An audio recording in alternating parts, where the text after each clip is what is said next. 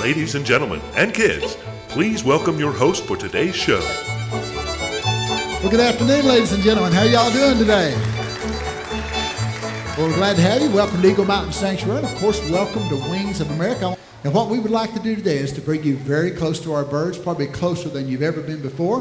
Hopefully, you will leave our show with a better understanding of how you can help them in your own backyard. Let me welcome Frankie to the stage, folks. This is Frankie. Frankie is an adult eastern screech owl. He is full grown, he's not a baby. Screech owls come in a variety of different color phases, from the reddish brown like you see here, to a gray color. Now the screech owls are actually misnamed because they don't screech at all. They make more of a wavering whistle that goes something like this. Now one of the greatest threats to these guys are our vehicles at night, folks. So when you're driving down the roads at night, keep a watchful eye. And remember, we share the roads with some very delicate and fragile creatures like Frankie, who I think has done a great job. What do y'all think? You know, have you ever been sitting on your back porch in the evening or maybe even watching a scary movie and you heard a sound that goes something like this? Woo, woo, woo, woo. Chances are you've heard the sound of one of the most powerful predators that roams our wood at night, the incredible great horned owl. Folks, Alice is a female great horned owl. Now the great horned owl, Alice has a cataract in one eye, and also she is an imprinted bird, so this means she can't be released back to the wild. The great horned owl have feet that are as big as they are powerful, being able to seize and kill large prey, such as raccoons and possums, and are one of the only birds of prey that actually dine on a skunk. Also, they nest in December and January.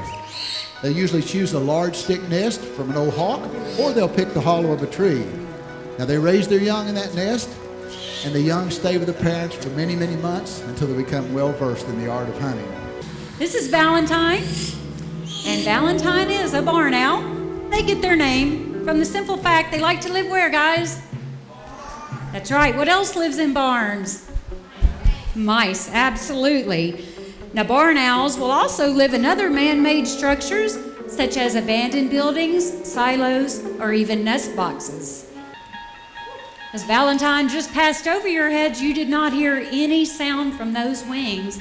And this is because they have very soft, ridged feathers on the front leading edges, and it allows the air to pass through completely silently so they can sneak up on their very keen-eared prey. This is little Bo. Bo is an American kestrel. Some people still call this little bird a sparrowhawk. They can be seen sitting on power lines, bobbing their long tails, or even hovering over a field. The males differ from the females in that they're bluish-gray wings, and the female's wings are reddish-brown. If you look at the little lines underneath his eyes, those are called mustache marks. Most falcons have these. Football and baseball players put something called blackout underneath their eyes to keep out reflected sunlight. These work in the same manner for the little kestrel. This is Benita. Out in the wild, she would not be hunting for Easter eggs. She'd actually be using her long legs to dig under rocks, bark, and logs to eat just about anything she can find.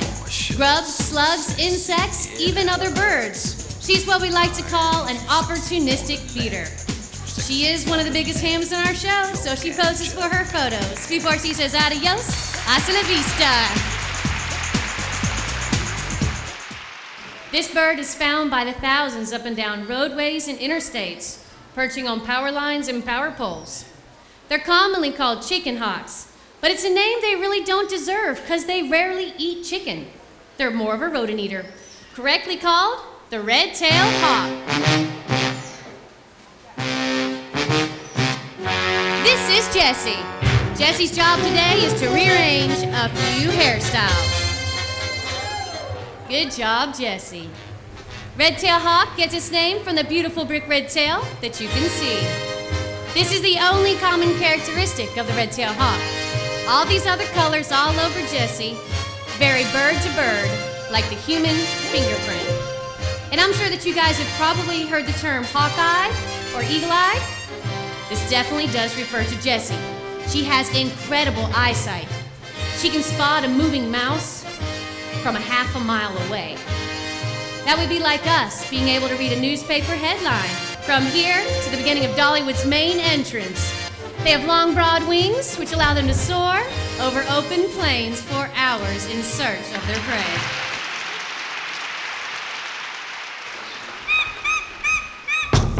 I would like to introduce Cherokee. Cherokee is a 21-year-old female golden eagle who comes from Death Valley, California. Some hikers found her and hand-raised her. She became human imprinted, and now she's unable to survive in the wild. The golden eagle gets its name from the golden feathers on the back of its neck. Found throughout the northern hemisphere from lonely mountain peaks to arid valleys in the United States, they are primarily birds of the West. The golden eagle is the master of its environment. It embodies the definition of magnificent. A strong flyer, they're known to delight in soaring strong gale force winds, and they're able to dive at speeds of 270 miles per hour. Cunning, intelligent, bold. When pursuing prey, they dive out of the sun and use stealth tactics to surprise their quarry out in the open, cutting off their escape. The golden eagle possesses grace and grandeur that no other bird can match. Ladies and gentlemen, please welcome our living symbol of what America stands for: freedom, courage, strength, spirit, and independence. The bald eagle.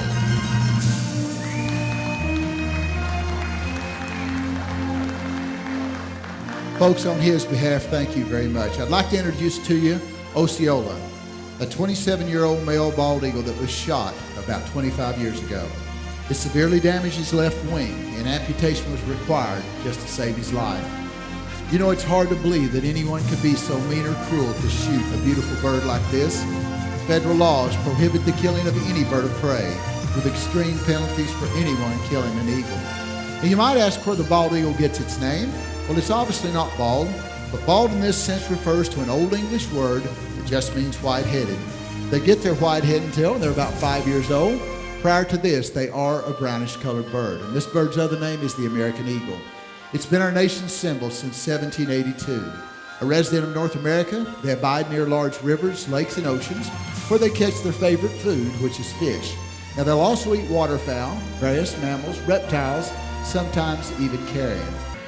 Our non-releasable breeding pairs here at Dollywood, they help contribute to our wild population, and we are very proud to announce, as of this year, we have released our 97th bald eagle into the foothills of the Great Smoky Mountains. Isn't that great? Thank you very much. You know, this is all in an effort just to repopulate bald eagles in our area. Now, the bald eagle's comeback is in full swing, but you know, in the early 1970s, their numbers dropped. They went down to an all-time low of only 417 pairs in the lower 48 states. This year, because of your help, federal law protection, and the Bald and Golden Eagle Act, their numbers have grown. We now have an estimated, get ready for this, 10,000 pairs of bald eagles now in the lower 48 states. Isn't that great? You know, it's up to us all to preserve what we have left and to repair what we've damaged. We did not inherit this earth from our parents. We borrowed it from our children. The stars and stripes and the eagle flies.